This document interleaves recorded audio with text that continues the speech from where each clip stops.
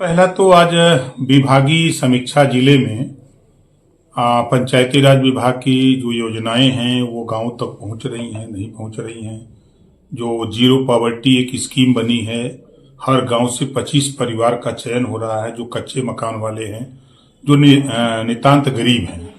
तो ऐसे 15 लाख परिवार पूरे प्रदेश में चयन हो रहे हैं। तो उसका जिले में क्या सिचुएशन है, क्योंकि एक पिछड़ा जिला चित्रकूट को हमारी दृष्टि से यहाँ कच्चे मकान खपड़ैल वाले ज्यादा मिलते हैं, तो उसकी समीक्षा एक उद्देश्य हमारा है। दूसरा है भागीदारी पार्टी, हमारे प्रेमचंद प्रजापति जी हैं, राष्ट्रीय अध्यक्ष हैं, इनकी पार्टी का एक कार्यक्रम है, तो उस कार्यक्रम में हमको जाना है। यही दो हमारा उद्देश्य है यहाँ आने का। मंत्री जी, जैसे आप अपनी सरकार में वंचित शोषित हक के लिए अधिकार रैली करना पड़ रहा है, क्या इसका उद्देश्य है? नहीं, अपनी सरकार में नहीं, हम तो हमेशा करते हैं। देखिए, हम कांसीराम जी के चेला हैं। जब मंडल कमीशन लागू करने को हुआ तब भी हम 15 दिन कचहरी में बैठ के धरना दिए। 27% रिजर्वेशन लागू हुआ, तो जो अति पिछड़े समाज के लोग हैं, नाई है, गोंड है, पाल है, प्रजापति है, बिंद है, केवट है, मल्ला है, राजभर है, चौहान है, बिंद है, बंजारा है, बहेलिया है, खंधार है, जुल्हा है, दुनिया अंसारी, साईं दर्जी फकीर, जो अति पिछड़ी वंचित जातियां हैं, ये जातियां 27% रिजर्वेशन का लाभ नहीं पा रही हैं, और 22.5% में भी जो कमजोर जातियां वो लाभ नहीं पा रही हैं, जिसको सुप्रीम कोर्ट ने अभी कहा कि कोटे में कोटा, मतलब कि बांट करके सबको आरक्षण दिया जाए। तो इस बात को लेकर के हम लड़ते हैं। देश के प्रधानमंत्री माननीय नरेंद्र मोदी जी ने रोहिणी आयोग का गठन किया, उसका भी उद्देश्य 27% आरक्षण को बांट करके देना है। और उत्तर प्रदेश में पूर्व की सरकार में मैं मिनिस्टर था, जब 2001 में माननीय राजनाथ सिंह जी मुख्यमंत्री थे, तो उन्होंने भी हुकुम सिंह जी के नेतृत्व में सामाजिक न्याय कमेटी बनाई थी। रिपोर्ट आई, जब हम सत्ता में आए तो उसको लागू करने की बात आई तो हुआ कि रिपोर्ट पुरानी है। तो फिर उसमें राघवेंद्र सिंह, पूर्व रिटायर्ड जज हाई कोर्ट, उनके नेतृत्व में त्रिस्तरीय कमेटी बनी। कमेटी ने 7, 9, 11 बांट दिया कि जो 7% जो सबसे मजबूत है, जो ज्यादा लाभ लिए उनको एक तरफ कर दिया जाए, जो कम लाभ लिए उनको एक तरफ कर दिया जाए, और जो लाभ नहीं ले पाए हैं उनको एक तरफ। तो 7, 9, 11 में वो कमेटी ने बांट दिया। तो इस रिपोर्ट को लागू कराने के लिए भूख हमको है, तो हम नहीं बोलेंगे तो जिसका पेट भरा है वो काहे को बोलेगा। आज उठा के देखिए, सपा को लीजिए, बसपा को लीजिए, कांग्रेस को लीजिए, कोई नेता रोहिणी आयोग पर बोल रहा है, कोई सामाजिक न्याय समिति की रिपोर्ट लागू करने पर बोल रहा है। आज हम करें जीरो पॉवर्टी की योजना चली है, ये गरीबों के हित के लिए है ना, इसकी कोई जाति नहीं है। लेकिन इस बात को कोई भी नेता, अगर आप गरीबों का हित चाहते हो तो ये जानकारी तो दो कि कम से कम एक योजना बनी है। आज प्रदेश सरकार 5 लाख रुपया बिना ब्याज का नौजवानों को, जूनियर हाई स्कूल पास, कक्षा 8 पास और उम्र 21 साल से 40 साल, हम 5 लाख रुपया लोन देंगे। वो अपना कारोबार करे जो बेरोजगार है। अब जो उसका ब्याज होगा वो उत्तर प्रदेश सरकार देगी। अब इसकी जानकारी कौन देगा? हम, माध्यम तो वही हमारा है।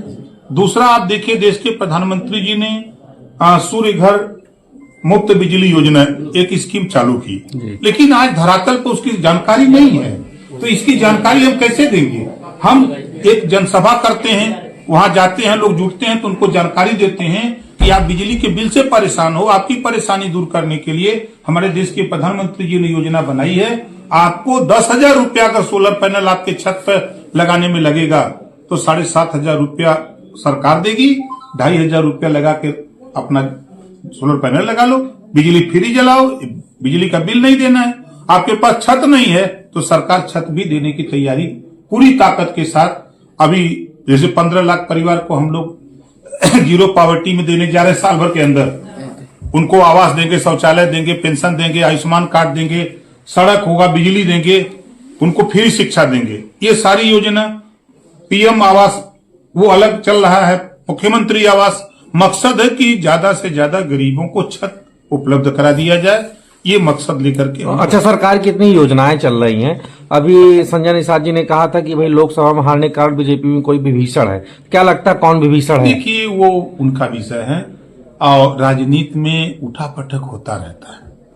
अब जैसे हम ही लोग यहाँ हैं, केहू के बुखार आ जाता है, वो क्या कहा जाए अभी तो हम लोग सब लोग स्वस्थ हैं, तो वो अलग बात है। देखिए, हार जीत लगी रहती है। पार्टी और विचार और सरकार सरकार अपना काम कर रही है, हम लोग अपना काम कर रहे हैं, तो अब वो उनका विचार है। मिल्कीपुर उपचुनाव हो तो क्या लगता है कि कौन जीतेगा वहां? अरे 100% जीतेंगे भाई।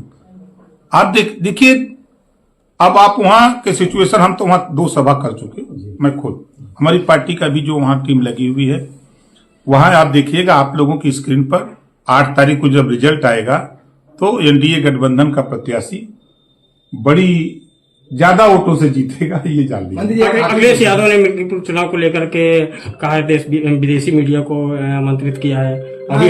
तो इस पर अच्छा नहीं, अच्छा ये बताइए, विदेशी मीडिया वोट देगी? आप ही यहां से चित्रकूट से वहां जाएं तो आप वोट देंगे? वोट तो जनता को देना है ना।